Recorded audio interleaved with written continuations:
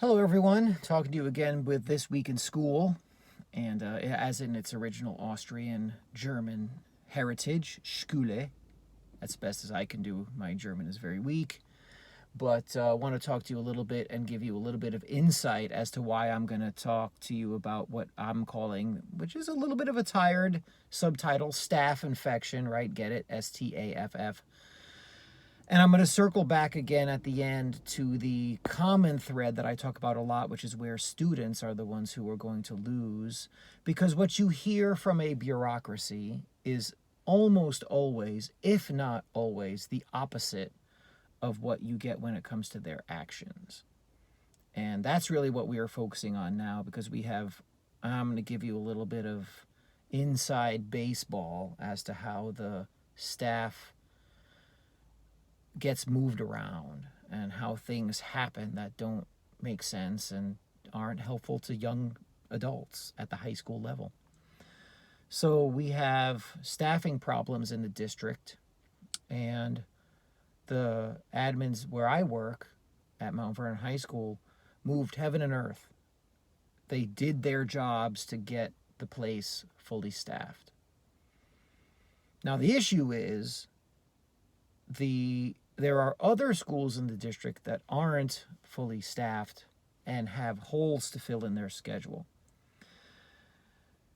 So rather than hire new people, that can be expensive these days and takes work, what they're doing is they're cherry picking people from our staff.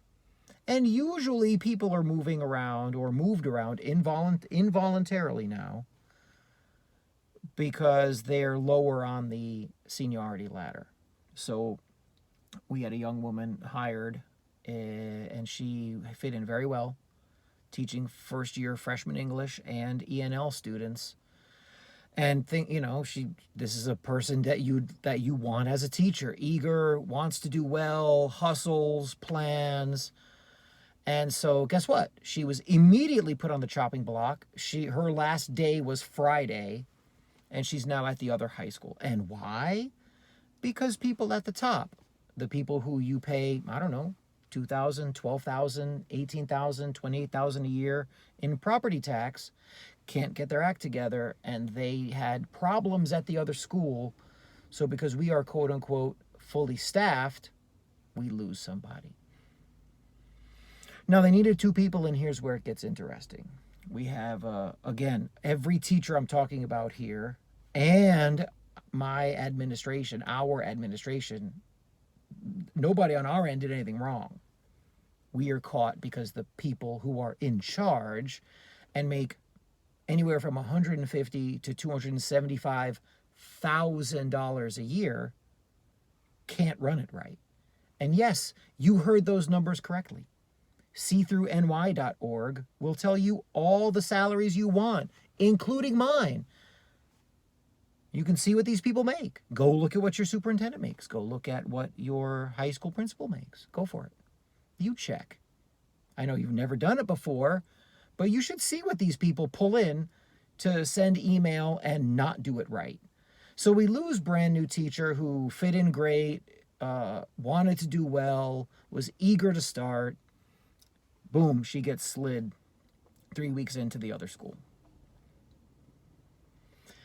Now there's an issue because they needed two people. Now the next person from the bottom on the seniority ladder helps teach one of our programs. We have an IB program, International Baccalaureate program, and the next person above her also teaches that program.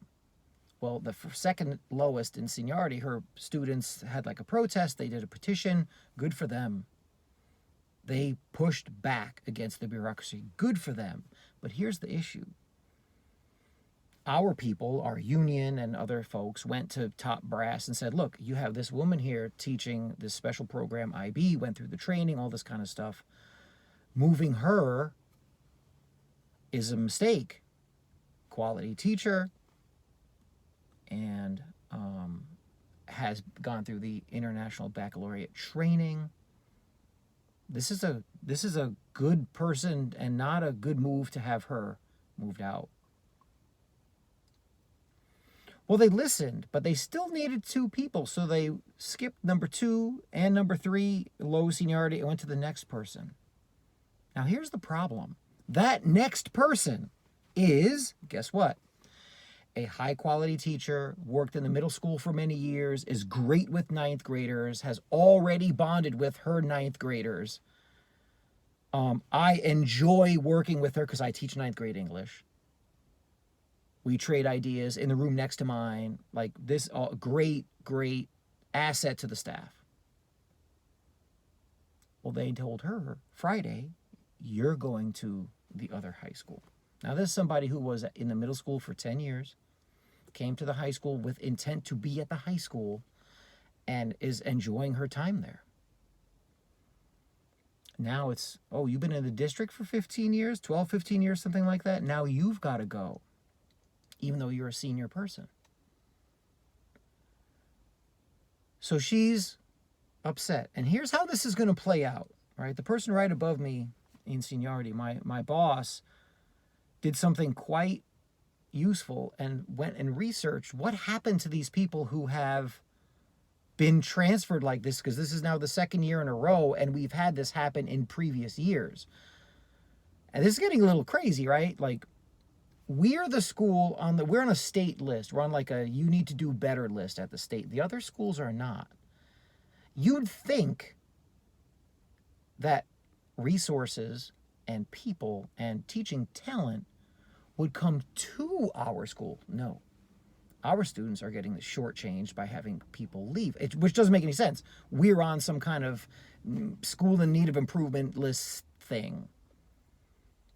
And we're trying to get off. And our admin is trying to make that happen by getting perfectly well staffed and getting good people and going through the process and interviewing. I mean, it takes, if you're going to do it right, you want someone who's going to fit in and who is going to be skilled as an instructor. Makes perfect sense. And our admin did that. So now you have the lady last year, my boss went and looked. She's out. She left the district. She's like, if I'm going to get rug pulled last year, she got pulled in October or November. Now these two have done three weeks. We have a long-term veteran and a brand new person. They get rug pulled 3 weeks in. Last day of school in the month of September. The new person probably is, I would be shocked if she's in the district next year. All of those other people that they've done this to, they've all left. So when you hear your top bureaucrat who's ripping down $210,000 a year, $197,000 a year, and I'm bringing up the money on purpose because you're paying for it. Not the people in my building, but that's the building behind me. You see Mount Vernon High School behind me, right? These people are pissed. The people who run my building, our building, they're upset with justification because they're taking hits because people are pinning it on them. But you see what I'm saying, where kids lose? So now our freshmen and other grades are having their schedules completely reworked. And I'm going to give you a quick example as to how the students will lose. And how I'm trying to stress to you, particularly in a district like mine, when people talk about, I'm here for the children. And the students are our top priority. And we're working to educate the children and make sure that their educational safety is intact. I don't see it in action, right? But there's a ripple effect, including on me. I have a first period class that's going well. It's an ENL, ESL, English 1 mix, right? So I have new language learners. Some students speak no English. They speak only Spanish. I have some partial Portuguese. I have one Italian speaker, right? It's got all this kind of stuff. And I have an ENL push-in teacher who does great work. And my Spanish is very good. So my first period class, about 20 students, 29 on the roster, 27 on the roster, but we've had 20 show up. Going well. So it's work, but it's working. Guess what? The honors class from the 12, 15-year veteran, great teacher, E1 honors, They took 8 of those and put them in my first period class. So now these honors English students are in an ENL, ESL English 1 class. And I have ENL, first year students, freshmen, regular English 1. That's a kind of a normal mix. And now English honors. So now every seat is full. And I've taught 35 in a room, 30 in a room. That's not the problem, that I have 28. 37 on the roster, but 28 came today. I can handle that. But there's basically 3 different classes in there. And now these honors students are taking a big loss because they're completely new teacher, new book, new story, new style of teaching, everything. And they had bonded with their freshman English honors teacher. So my point is, when you're thinking about how districts don't work, a lot of it is the fish rots from the head. So the top people, steering the ship, looking out for the students. We're here for the students. I don't even know what our tagline is on a district webpage. I don't know what it says on the masthead. But the idea is these people are constantly crowing about how hard they work. And they've really messed up. Well, I don't think they work at all, but they've really messed up our building and our students. And this is the part I'm stressing too. Our students are the ones taking the loss. And that's what's going on as I speak. And that's This Week in School. And I'll talk to you guys next time. Have a good one.